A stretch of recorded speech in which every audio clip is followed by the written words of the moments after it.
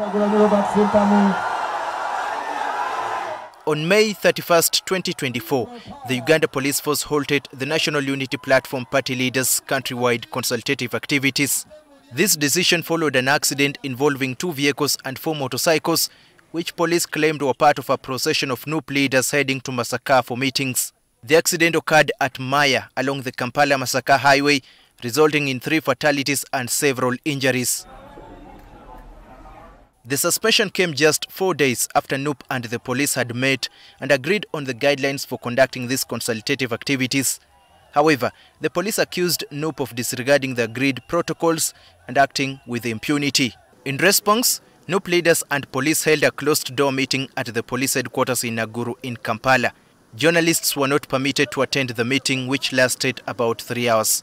However, NUP spokesperson and leader of opposition in parliament, Joel Ssenyonyi, stated that the engagement was successful as the police agreed to lift the suspension. They did invite us for a meeting after we wrote, notifying them about our next phase of the countrywide tour. You remember we were meant to start this very week, but when they wrote asking us to meet them on Thursday, we said no problem, we can pause a little bit, meet with them, engage, and we establish what concerns there are and so on. NTV understands that the meeting primarily focused on how NUP and the police can manage crowds that gather whenever party leaders appear. They kept saying now you should, make sure many cars don't join you even as you leave Kavule. We said, but number one, we are several leaders, each of us with our own means of transport, so we have got to move. Yeah. But number two, several other people get to join us along the way. That's not a determination that we can make. And we cannot be responsible for everybody that gets to join us, because maybe even some wrong elements can join us along the way.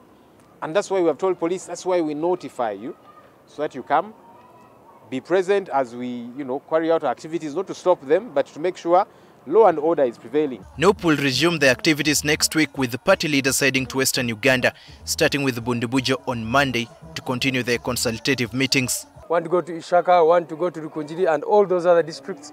So we encourage our people to be there waiting for us, and we shall be together with our president. So we are hoping that as we meet with them here, have cordial relations and so on, they'll also engage with their DPCs, their RPCs, to behave as such. Otherwise, it doesn't make sense. If we come and meet the top leaders here, they are smiling, they are cordial, but then when we go on ground, it's a different situation.